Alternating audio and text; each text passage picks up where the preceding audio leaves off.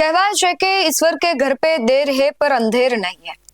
અને જ્યારે વહીવટી તંત્રમાં સંવેદનશીલ અને નીડર અધિકારી બેઠા હોય ત્યારે સામાન્ય માણસોનો કાયદા પરનો જે વિશ્વાસ છે 100% મજબૂત થઈ જાય। સુરેન્દ્રનગર જિલ્લાના ચોટીલા સબ ડિવિઝનમાંથી એક એવો જ કિસ્સો સામે આવ્યો છે કે જ્યાં રાજ્ય સરકાર અને જિલ્લા પ્રશાસનની ત્વરિત અને જનકેન્દ્રિત કામગીરીનું ઉત્તમ ઉદાહરણ પૂરું પાડ્યું છે। છેલ્લા 15 વર્ષથી અસામાજિક તત્વોના ગેરકાયદેસર કબજામાં રહેલી 21 વીઘા જમીન આખરે ચોટીલા નાયબ કલેક્ટર HT મકવાણાની કડક કાર્યવાહીને કારણે મુક્ત થઈ છે અને તેના અસલી માલિકોને ફરી પરત મળી છે। નમસ્કાર, ગુજરાત BS9 ટીવી ન્યૂઝમાં આપની સાથે હું છું ભગવતી વિશાવડિયા।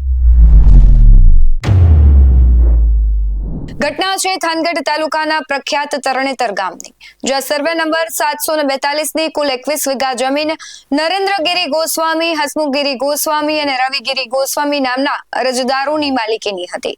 પરંતુ કમનસીબી તો જુઓ કે છેલ્લા અંદાજે 15 વર્ષથી આ જમીન પર અસામાજિક તત્વોએ ગેરકાયદેસર કબજો જમાવી દીધો હતો। પોતાના જ હક માટે આ ગરીબ અરજદારોએ અનેક જગ્યાએ રજૂઆતો કરી, ઓફિસના ધક્કા ખાધા, પણ ભૂમાફિયાઓની દાદાગીરી સામે તેઓને ક્યાંયથી ન્યાય નહોતો મળતો। જ્યારે આ મામલો ચોટીલાના નાયબ કલેક્ટર HT મકવાણા સમક્ષ પહોંચ્યો ત્યારે તેમણે આ વિષયને માત્ર એક કાગળની ફાઇલ ન ગણી, તેમણે માનવતા અને કાયદાને સર્વોપરી રાખ્યા। નાયબ કલેક્ટરે નોંધ્યું કે જમીન માત્ર જીવન નિર્વાહનું સાધન નથી, પરંતુ તે વ્યક્તિ અને તેના પરિવારની લાગણીઓ છે, ઓળખ છે, સ્વાભિમાન છે અને વારસાગત અધિકારો સાથે જોડાયેલી હોય છે।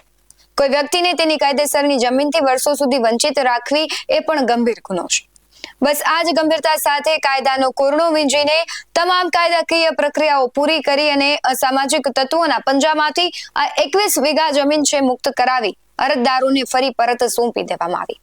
15 વર્ષનો લાંબો વનવાસ ભોગવ્યા બાદ જ્યારે પોતાની માતૃભૂમિ અને જમીન પાછી મળી ત્યારે અરજદારોની ખુશીનો કોઈ પાર ન રહ્યો। ગત રોજ એટલે કે 11 જૂન 2026 ના રોજ હર્ષની લાગણી સાથે તમામ અરજદારો ચોટીલા નાયબ કલેક્ટર HT મકવાણા સમક્ષ હાજર થયા। રૂબરૂ મળીને અધિકારીની પ્રામાણિક અને ત્વરિત કામગીરી બદલ ભાવુક થઈને આભાર પણ વ્યક્ત કર્યો। એ દ્રશ્યો પણ સામે આવ્યા છે જેમાં જમીન માલિક છે ભાવુક થયા હતા, તેના પર નજર કરીએ।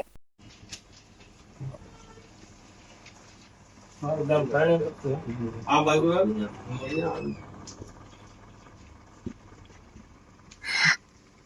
બોલો। અહીંયા મારું ગામ તરણેતર છે અને અમારી જમીન તરણેતર ગામમાં જે આવેલ હતી તે છેલ્લા 15 વર્ષથી માથા ભારે તત્વોએ કબજો કરેલ હતો અને અમને કોઈ દિવસ એવી આશા નહોતી કે આ જમીન પર અમે પરત જઈ શકશું, પણ આપની દયાથી અમે ખૂબ ખૂબ આભાર માનીએ છીએ કે તમારી દયાથી આજે અમને તમે કબજો સોંપેલ છે। ભગવાન માતાજી તમને સુખી રાખી અને અમારી આયુષ્ય અમને લાગી જાય, આવા નવા અમારા જેવા ગરીબ માણસોના કામ કરતા રહેજો।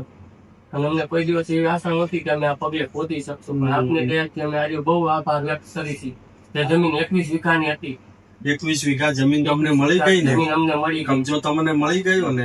બસ હવે તો અને અમે એને મામલાદારી પણ ત્યાં તમારે આવીશું। શું વાવવાના છો હવે? હવે સાહેબ આપની તમે કયો ની અમારે પહેલા વાવવાની ગણતરી છે, તમે કયો ની અમારે પહેલા વાવવાની ગણતરી છે। અહીંયા જો તરણેતર ડેમમાં ખારા તરીકે ઓળખાય છે મારી। અમને કોઈ દિવસ 742 સર્વે નંબર છે, અમને કોઈ દિવસ આશા નહોતી કે એ જમીનમાં અમે પગ મૂકી શકશું। 15 વર્ષથી હેરાન થતા, પણ તમારી દયાથી આજે અમને એ કબજો તમે સોંપેલ છે, અમે બહુ ખૂબ ખૂબ આભાર વ્યક્ત કરી તમારા જેવા સાહેબને। ના અને એ જમીન હવે તમને કબજો મળી ગયો અને સારું વાવેતર કરો, જે અહીંયા બેસ્ટ સારું થતું હોય, બાજરી છે, કપાસ છે કે દિવેલા છે અથવા બાગાયત, એ બાજુ હમણાં ઘણા બધા બાગાયત ખેતી પણ કરે છે, બરાબર છે। તો જે તમને યોગ્ય લાગે, સારું જે ઉત્પાદન મળે એવું વાવો, અમે ચોક્કસ આવીશું। એક વખત તમે અમારે અહીંયા પગલા કરો, તમારી દયાથી આજે અમને મળ્યું છે ને તમે કોઈ દિવસ અમે કોઈ દી પાંદડે નહોતો થાય એવું અમને આશા નહોતી સાહેબ, તમારી દયાથી જો ન્યાય મળે ને એ જ મહત્વની બાબત છે। અમારા માટે તો તમે ભગવાન સ્વરૂપે આવ્યો નતા, અમે આટલા ટાઈમ થી હેરાન થતા હતા, અમને કોઈ દિવસ ક્યાંય આવો ન્યાય નથી મળ્યો। પહેલી વખત મારી 40 વર્ષની ઉંમર થઈ, પહેલી વખત મેં આજે આવા અધિકારી જોયા છે કે જે ગરીબના સહારે આવ્યા। આપણે અહીંયા કોઈ સાલ એવી પડી છે એમનું આપણે સન્માન અમારે પડી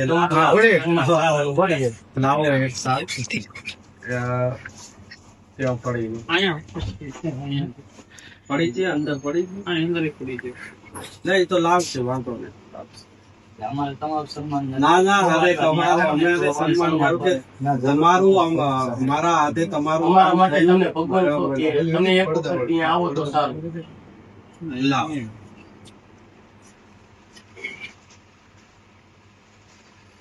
અમારું જે કામ થઈ ગયું છે એ જ મહત્વની બાબત. અરે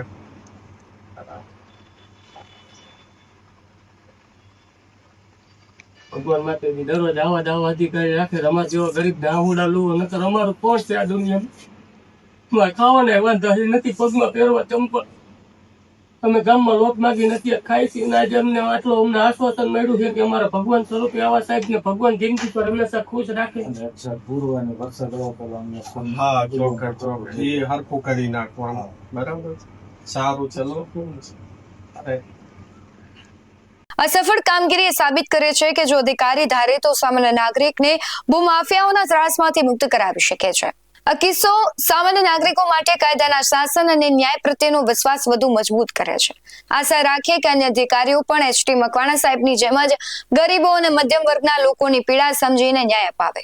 આ ઘટનાને લઈને તમારું શું માનવું છે કમેન્ટમાં જરૂરથી જણાવજો. બાકી આવા જ વધુ અહેવાલો સાથે ફરી મળતા રહીશું. તમે અમારી યુટ્યુબ ચેનલને સબસ્ક્રાઇબ કરવાનું, અમને ફેસબુક અને ઇન્સ્ટાગ્રામ પર ફોલો કરવાનું ભૂલશો નહીં. બાકી અમને નવી અપડેટ્સ મેળવવા માટે આપ જોતા રહો BS9 TV ન્યૂઝ. નમસ્કાર.